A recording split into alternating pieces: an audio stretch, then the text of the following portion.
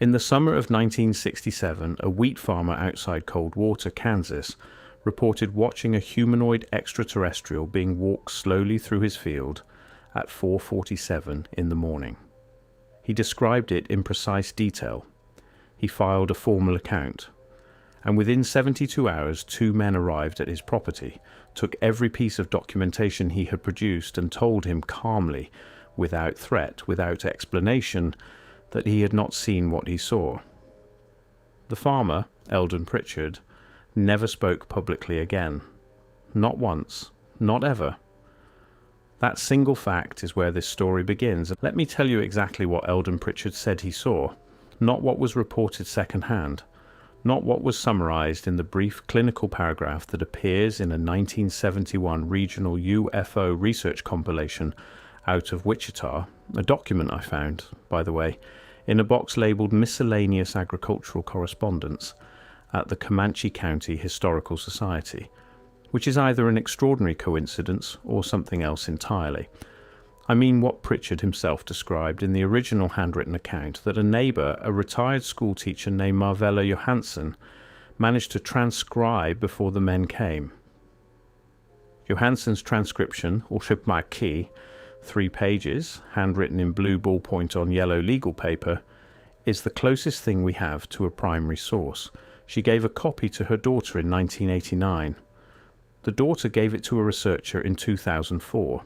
That researcher, a man named Dale Hefner, who ran a small independent investigation outfit out of Topeka, passed it to a colleague before dying of a heart attack in 2009. The colleague, who asked to remain unnamed, passed it to me. 3 pages. That's what survived, and here's what those 3 pages say.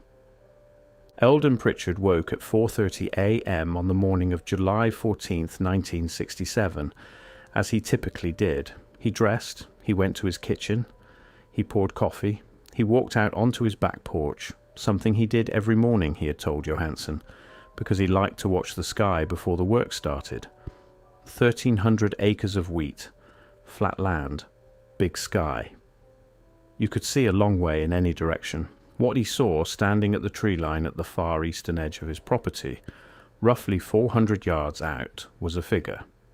He described it as standing still, completely still.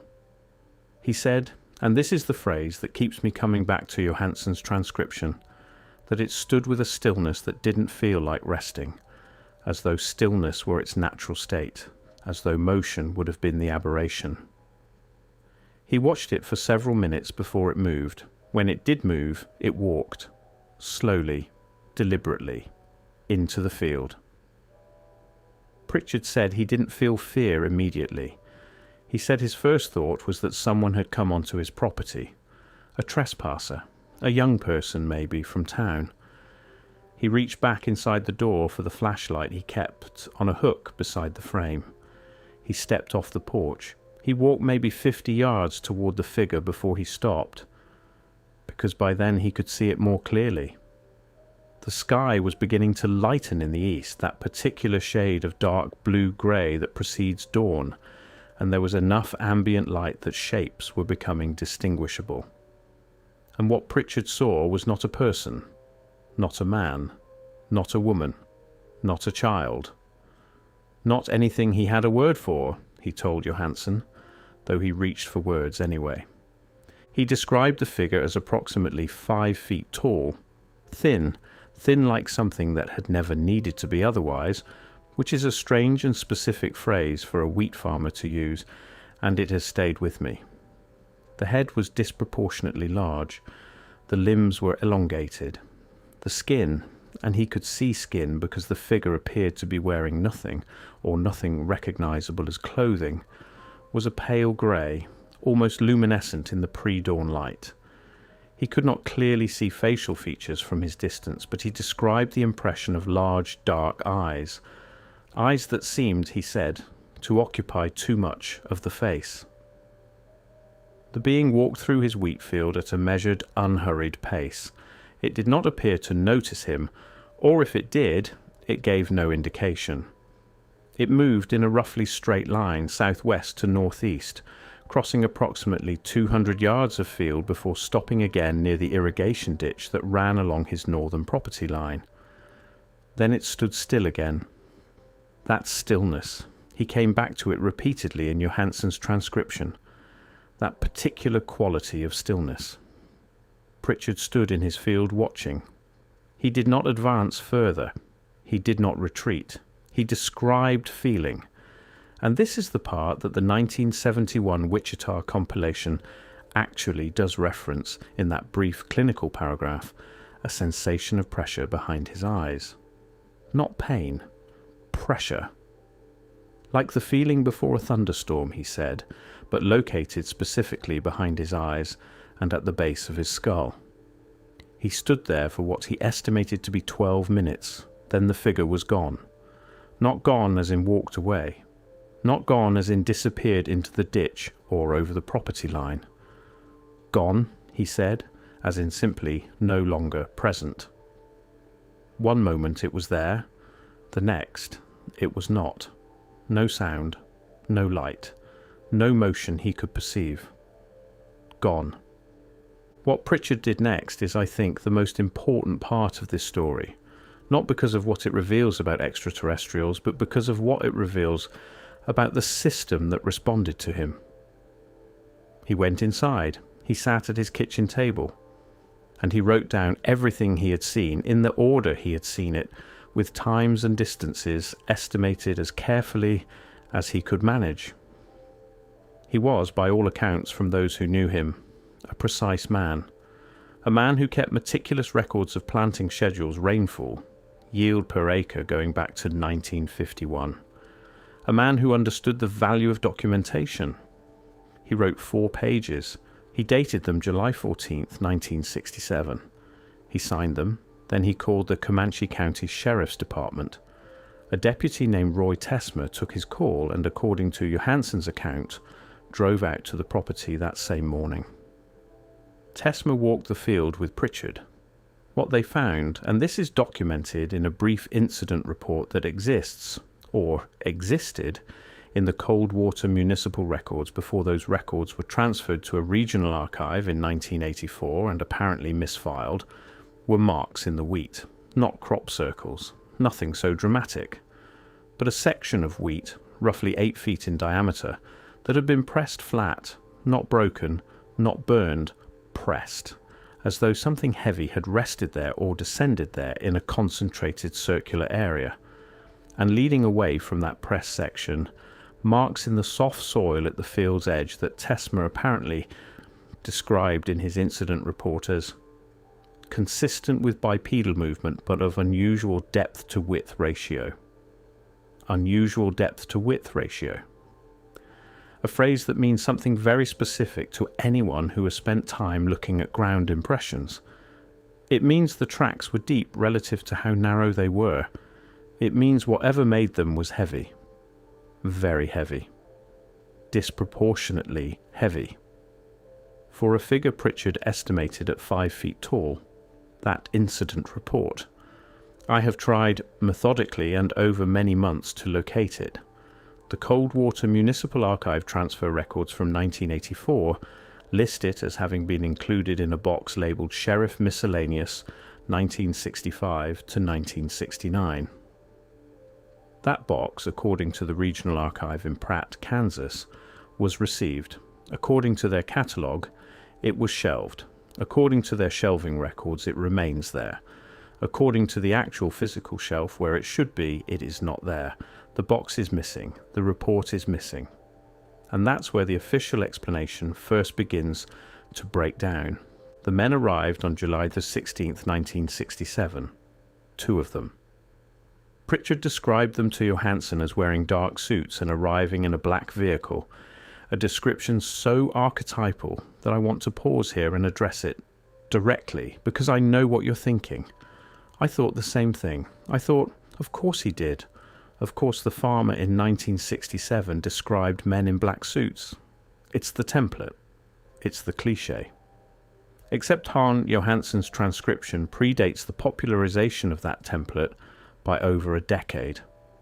The cultural vocabulary around suited government visitors in UFO cases didn't become widely circulated in American popular consciousness until the late 1970s, consolidated further through the 1980s. Pritchard's account, as transcribed by Johanssen in 1967 and copied in 1989 before that popularization had fully saturated rural Kansas, uses the description without apparent awareness of its significance. He doesn't call them men in black. He doesn't reference any framework. He just says, 2 men, dark suits, black car. He says they were polite, quiet. They asked him questions, many questions, detailed questions about the time, the duration, the physical description of the figure, the marks in the field, and they took notes. They asked to see his written account. He gave it to them. They asked if he had discussed the encounter with anyone. He mentioned Deputy Tesmer and Marvella Johanssen. They thanked him. Before leaving, one of them paid. Pritchard could not later recall which one, Paist, told him that what he had observed was almost certainly a weather phenomenon, possibly a temperature inversion, combined with an unusual atmospheric reflection, and that the marks in the field were consistent with a localized wind event. They said a report would be filed. They said he might be contacted for follow-up. He was never contacted again. Johanssen reported that 2 days later, a man she did not recognize knocked on her door and asked to speak with her about a conversation she'd had with her neighbor. She said he was polite. She said he was alone, not in a suit but in ordinary clothes.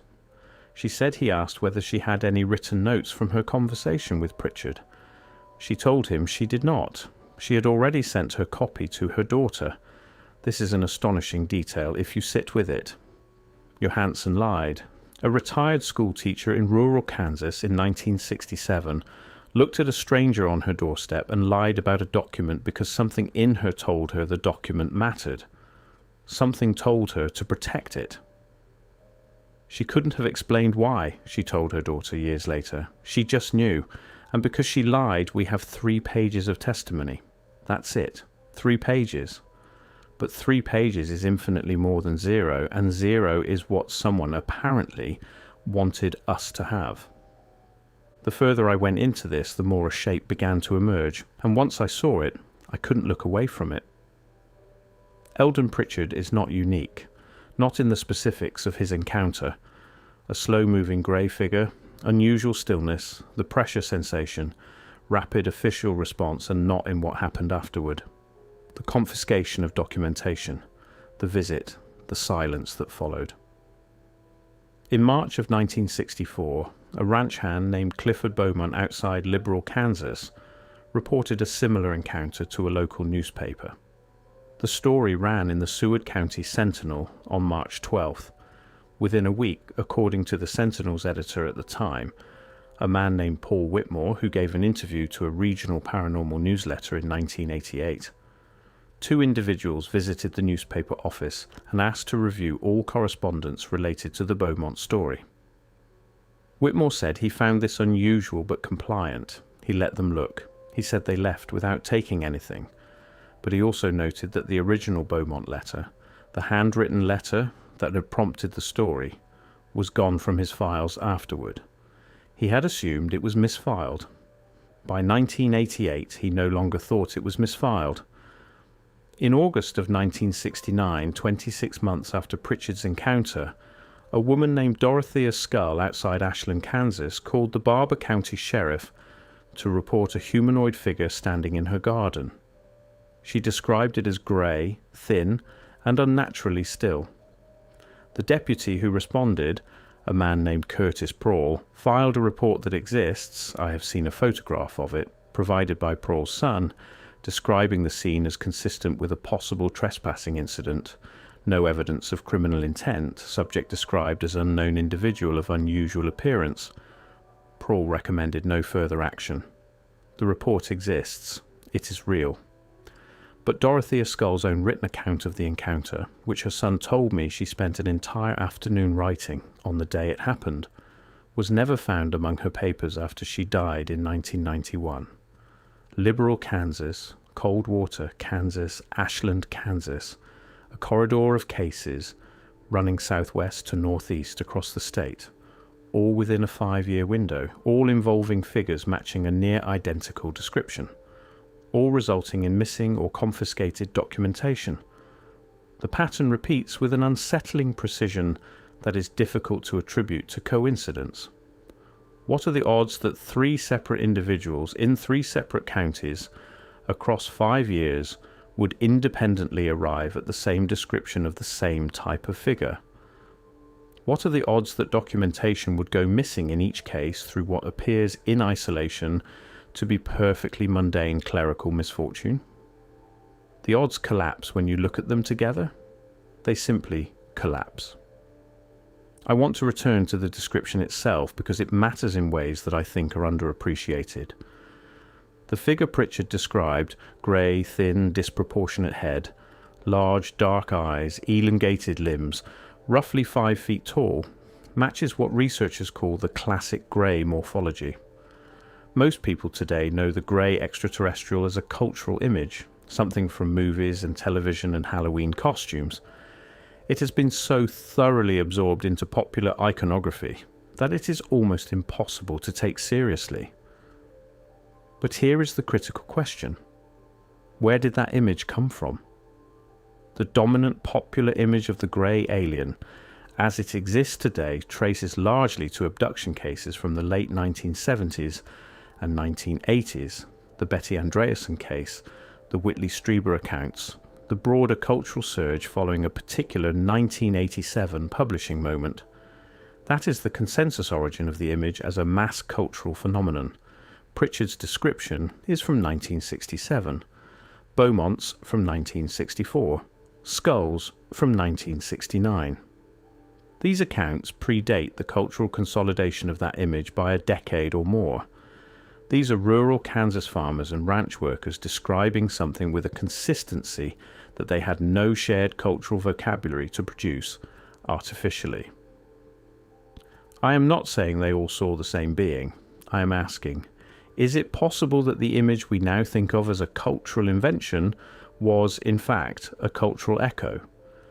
A distorted reflection of something that was being reported and suppressed and slowly leaking back into consciousness through different channels? That question doesn't have a clean answer. But I can't stop asking it. What happened to Eldon Pritchard after July of 1967 is both simple and strange. He continued farming. He did not move. He did not suffer any obvious external consequence for what he'd reported. His farm records, meticulously kept until his death in 1983, show normal operation, planting, harvest, rainfall notes, yield calculations. By every visible metric, his life continued unremarkably. But Johanssen told her daughter one other thing about Pritchard. She told her that in the months after the encounter, he changed in a specific way. He stopped talking about the future. He had been, before July of 1967, a man with plans, expansion plans, equipment upgrades he was saving toward, a water system he wanted to install. After the encounter, after the men came, those conversations stopped. Not because he was afraid, Johanssen said, or not only because he was afraid, because, he told her once in a brief and private conversation she was not sure he meant to have. Something about the encounter had left him uncertain about time, about his relationship to the future, about whether the future, as he'd understood it, was a reliable concept. He didn't explain further. She didn't push. She said it was the strangest thing she'd ever heard a farmer say, because farmers, by profession, are people who live entirely in the future. Planting is a future tense act. Every seed is a promise made to a season not yet arrived. And Eldon Pritchard, after July 14th, 1967, apparently stopped making those promises. Why? What did he see, or feel, or understand in those 12 minutes that so fundamentally altered his relationship to time? The pressure behind the eyes, the stillness that wasn't resting, are these symptoms of something perceptual, something done to him, or merely received? And here is where the thing that happened to Pritchard becomes impossible to ignore as an isolated incident. because Clifford Beaumont, in that 1964 case in Liberal, stopped planting winter wheat after his encounter. Stopped entirely on a ranch where winter wheat had been a foundation crop for 20 years. His employer at the time, who gave a brief account in that 1988 paranormal newsletter, said Beaumont had become peculiar about the ground. Wouldn't discuss it, just wouldn't plant. 2 men, 2 encounters, 2 sudden and unexplained disruptions to their relationship with the land they worked. This raises a simple but critical question. What did they each experience that produced such a specific and parallel response? Not fear, not trauma exactly. Neither man exhibited what anyone around them described as the aftermath of trauma. Something more precise than that. Something that seemed to have reorganized the way they understood their relationship to the physical world. One of the most significant things about the Pritchard encounter is what was never reported. No light, no craft, no sound, no radiation, no physical injury to Pritchard or his crops beyond the press circle and the tracks. Just a figure, walking, standing, gone. So many cases in this era involve lights, missing time, physical burns, electromagnetic interference with vehicles and equipment. The Pritchard case has none of that, and I think that absence is as significant as any evidence. Because it suggests, and this is speculation, I want to be clear, this is inference built on pattern, that what Pritchard observed may not have been an event in the conventional sense, not an arrival, not a landing or a departure, something more like a passage, an entity moving through the landscape casually for reasons entirely its own, in the way that a person might walk through a field without being aware of or concerned with the insects underfoot. Is that more disturbing than the alternative? I find that it is. The idea of a craft implies a mission, a destination, a purposeful presence. The idea of a figure simply walking through a Kansas wheat field at 4:47 in the morning implies something else entirely. A familiarity with the landscape, a comfort with it, a sense that the landscape belongs to it or has always belonged to it, in ways that predate Eldon Pritchard's deed of ownership and his grandfather's claim before him. I reached out in the course of this investigation to 12 individuals connected to these cases, former neighbours, descendants of the witnesses, archivists, 2 former law enforcement officers whose names appeared in adjacent documentation. 6 did not respond. 3 responded briefly and said they had no information. 2 agreed to speak and then, before those conversations could occur, withdrew without explanation. 1 person, I will say only that they were connected to the Pritchard case by family relation, agreed to a recorded conversation and then midway through it, stopped. They said quietly that they had been told not to talk about it. Not recently, long ago, told by someone they wouldn't name, in terms they wouldn't describe. They said they had honoured that for decades. They said they weren't sure they still wanted to honour it, but that they weren't sure they didn't either. The call ended there. I haven't heard from them since. The silence that surrounds this case is not the silence of people with nothing to say. It's a specific kind of silence, a shaped silence, the silence of people who made a decision at some point about what they would and would not carry into the remainder of their lives. What were they protecting? Themselves? Others? Or something they didn't have words for? Some understanding, glimpsed and then deliberately set aside, about the nature of what Eldon Pritchard saw walking through his field. Here is what I know. On July 14th, 1967, a man watched something walk through his field. He documented it. The documentation was taken. The official explanation was offered, and then withdrawn into silence. The case left behind 3 pages, a missing incident report, a press circle in the wheat, and a farmer who stopped believing in the future. The evidence suggests something much larger than a single unusual morning in rural Kansas.